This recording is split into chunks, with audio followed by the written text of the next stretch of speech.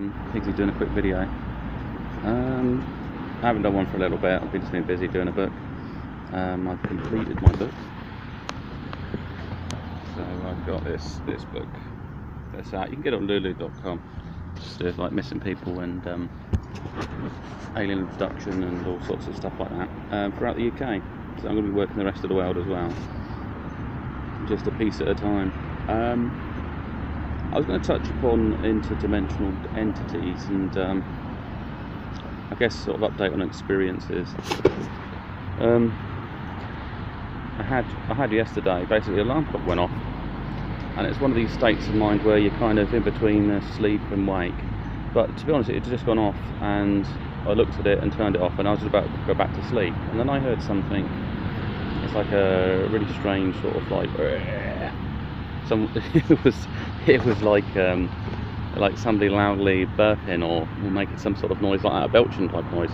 But the thing is, there was no one else in the room, there's no one else in my flat, it's just me, and basically the loudness of it would be like somebody next to me, which I thought was very bizarre. But then I realised earlier on that night, I had this feeling when I sort of woke up in the night that something might have been next to me. So it's one of these things that entities exist all around you, you just can't see them. And I think as you become more sensitive, or you can more interact with them, they don't actually want you to know that they're there. But there may be situations whereby you can build a rapport with them. It's a bit like I was looking through some, just for a laugh really actually, I was looking through some sort of reptilian type pictures and stuff like that, and I had some negative thoughts in my head about them, and then I kind of heard this like a whimpering or crying noise, and I realised maybe something had picked up my negative thoughts. And I think that's the problem with propaganda and stuff out there in the alternative media. If it's incorrect, I mean, you wouldn't want as a species like somebody to sort of like demonise you, and if you could actually hear what they could think about you and they thought something terrible about you, you probably would be quite hurt. So I kind of apologised in my head for that. Like I say, a lot of it is propaganda. Unless you meet an entity and engage with it, I don't think there's any way to sort of support claims about negative stuff. I mean, sure, maybe the Queen is a hybrid reptilian alien out to destroy the planet, but I don't think so. I think there's more about there's some upper level of management that goes beyond humanity and links up to other entities. I was thinking about doing a book based on basically on different types of humans. Like if you had, say this was a slave colony on the outside, but you had there are different alien races, but they're all actually in appearance are human. So it's just kind of like this hierarchy and different clans and different things like that. I was thinking about that, like inner earthers basically. It's kind of like, you know, this other sort of world, and maybe at some point in the book it's kind of being aware that these things exist, and then there's the conclusion where there's a disclosure or something comes out, and maybe there's a war that separates different human factions. Maybe they come out and claim to be you know, like a prodigy or to a particular race. They are sort of the genesis, the father or the mother or something of a particular race, and that they claim that we should adhere to them as gods, or you know, for being the creators in some way. So it could be a kind of all big spin on things, and also how religions would react to it, because a lot of religions are this indoctrinated control, and they all say, well, this is right, this is what's written, you know, there's lots of things, but they all claim to have the original source or knowledge in there.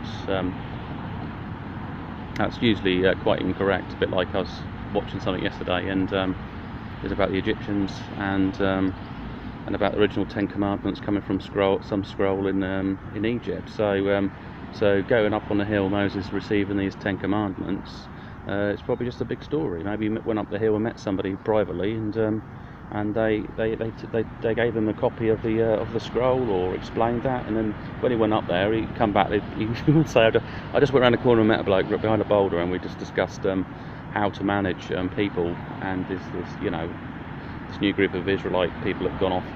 So he might say, "Well, don't go up there. I've just met up with God, and he's just told me this and he's told me that." But it becomes the foundation in all these different religions. So the problem is, once you create something, and even if you've fabricated it, then you're stuck in a situation where you can't go back on it. And if you do, the whole religion can crumble, because it's based on, but it's like it's built out of cards. You know, it'll just take the right bit of evidence, knock it down. Problem is, I think we're at an age where we could accept that. We could say, well, it could be probably true in some form or interpretation. Basically, you just put a bit enough, like the politicians do, you put enough spin on it, and it was created for whatever reason, and with the good intentions and all this other stuff, but it may be not right. And we just need to look at that big picture. It's the same with science. Like, why would you divorce the idea of a creator? Why can't you have science and creator in it? It's because it's formulated its own religion, and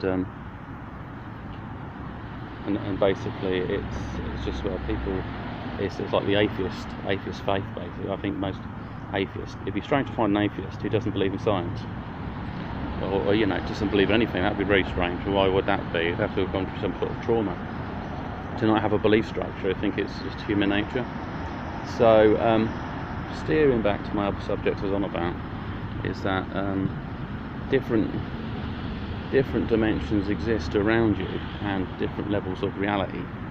Reality itself is this holographic world, and I think as people's minds change as they get older, or they become more sensitive, or whatever, they pick up on different things. It's a bit like I was talking to a friend, and as I looked at her face, I was just imagining her actual face was like a projection on top of this, on top of her head. So this part here is somehow different, and kind of imagine that if everyone didn't really have any faces, but they were like projections on top of them. That'd be quite a bizarre concept. I think I did this in the past, where if you stare in a mirror long enough, your kind of features tend to sort of blend out of your face, because what happens is the brain organises the image. Remember, there's some of these artists like Picasso, and they draw these sort of abstract images, or a bit like Peppa Pig. The nose is right out on the side, but your brain reads the information, and it actually says, well, that's normal. It's got a nose, it's got eyes, even though they're out of place with the face. It's just that information exists in that image. Or the actual child's brain is at that level of development that it would draw things like that. It's a bit like, why does a child draw like, yeah, I mean, I've got a picture of me, and basically I look like I'm an amoeba. I've got this outer body, well, I've got this like round circular body like a cell, 2 dots for eyes, and I've got like multiple arms and multiple legs. And that was when my son was about 3 or 4. He drew me in something in a manner that wouldn't, if he looked at me and he looked at the picture and he drew it, it wouldn't make sense. I mean, the details, it may be not finely drawn or anything, but I obviously don't have about 10 arms. But what happens if he could see or sense something beyond that something he picked up, maybe was a baby, what he saw, how he recorded who I was. It's a bit like, I saw some pictures, it's really nice actually. I saw a picture, but the person was the child was very young, but they drew this like I say, a bit like similar like that, just like a bit of a blob, but it had a heart. Both had hearts there, and it was almost like heart chakra there. But for a small child, it wouldn't be interested in putting necessarily a heart there. You wouldn't be thinking about that detail, not unless you could pick it up in some way. You know, it's only when someone explains where your heart is that you know what it's about. So it's interesting that a child's done that, and how it's perceived that level of reality, a different format.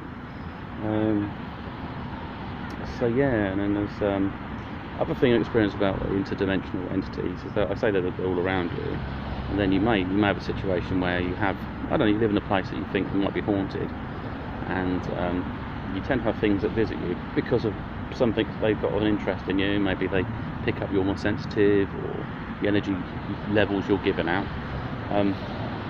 And then you might sense them in the room looking at you or watching you. You get a feeling like someone's watching you. And then suddenly you look up and then you see something. You might see like an outline that seems like when you get like a bit of a mirage with the heat off, say, tarmac, and it distorts the air. So you might see something. It's like a slight distortion or an outline. You feel that there's possibly a shape there, almost like a shadow. You may get these things move around, and you suddenly realise that, well, what happens if it is something? Well, you can dismiss it as much as you like in your mind. It doesn't matter. It's kind of your choice really on that one. But you may also, if you end up walking through one of them, you may sense that the air is different in some way. In the same way that if you opened an oven, you get heat blast, but you actually feel this like air's different density around it, and so it makes you kind of more aware of this. There's something else there. But the main thing is you get your brain used to not being scared of anything that's a little bit unusual. It's a bit like people, you see these investigators for paranormal, and it's a bit of a sort of like a freak show, and in the sense that you'll get these investigators turn up in a place, say it's haunted, and then they try to beckon out things by saying, oh yeah, well, say their name, do this, do that, and then they're kind of freaking out, start throwing rocks around and stuff, trying to make out there's things there. I mean, it doesn't really. I mean, if you're projecting fear, what are you going to actually draw in? You're not going to draw in anything positive, and they're not really going to have any sort of positive engagement. So it's a lot of it's about just making money out of people, with people claim to be more involved in the paranormal than they actually are, and it's kind of sad. I mean, to me, it's entertainment. Like all media, it's mainly entertainment. So it's kind of interesting in that sense. But yeah, I mean, to be honest, just keep your mind fairly guarded, keep it open. You can engage with different things. Basically, if you hear a voice in your mind or something like that, which everyone does, you get intrusive thoughts, like you think, oh, that's a good idea. You literally said that in your mind, or that if you're reading a book, you can read in your head. You can read in your head with your voice. You don't just sort of look at the pages. So it's not like some people might think, oh, crikey, mental health and stuff like that. And I mean, at the moment, I'm evaluating what that actually really means. And maybe we've missed something because we've simply slapped labels on things. Like, you know, it's a bit like someone saying that you're a creative part of your brain is just your imagination. It's all made up. But then that part of the brain interprets everything around you, the information, the data, the stuff that's beyond the spectrum of your understanding. Like, I can't see direct daylight, but I can see the reflected information from objects. So if it whacks, look, there's a fence in front of me, it hits that, it bounces over to my eye, and I can interpret that. I can close one eye and I see exactly the same, and stuff like that. If it was just about lenses, if I close one eye, that should actually make a massive difference, but it doesn't. My brain automatically reinterprets that information within seconds. So it's kind of, the body is the vessel to a greater force, maybe, or consciousness. I was trying to explain to someone, there's stuff on YouTube as well, you get sort of alternative stuff, and then just people are always going to try to dismiss it, which is fine if you can dismiss what you like, but don't have to be nasty about it, just state why you think that is. A bit like I said, evolution, you can just move the goalposts. I said evolution is probably more into the consciousness. It's not necessarily genetics. There's a guiding intelligence behind it. So, you know, because otherwise my body would be quite different if it was just completely random. Why don't I have, say, my fingers all at different lengths? I mean, what would I need to survive? That would be the question. And I wouldn't need to be ever a symmetrical body to the other side. I mean, yeah, there's differences, because for some reason the left and the right, the left tends to be slightly stronger or bigger than the right, because, well, I assume it's because of the nutrition and food that goes through that side. But there's stuff that goes on to sacred geometry and stuff like that, and bits and bobs like that. Anyway, I'll conclude this video. I'll probably talk all day, so stay tuned and stay safe.